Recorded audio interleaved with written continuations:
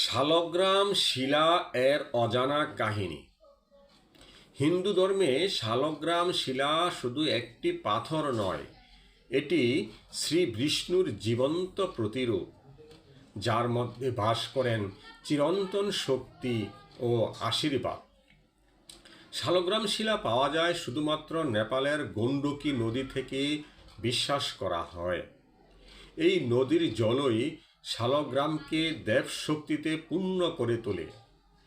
যেখানে তুলসী দেবী ও শালগ্রাম শিলা একত্রে পূজিত হন, সেখানে গৃহে লক্ষ্মী ও বিষ্ণুর যুগল আশীর্বাদ বিরাজ করে বলে বিশ্বাস। প্রত্যেক শালগ্রাম শিলার নিজস্ব নকশা ও চিহ্ন থাকে, যেমন চক্র, শঙ্খ বা পদ্মের মতো আকৃতি।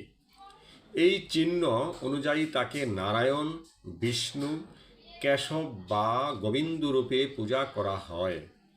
বিজ্ঞানীরা বলেছেন শালগ্রাম আসলে সামুদ্রিক প্রাণীর জীবাশ্ম, কিন্তু হিন্দু বিশ্বাসে এই জীবাশ্মই দেবশক্তির প্রকাশ ঘটে।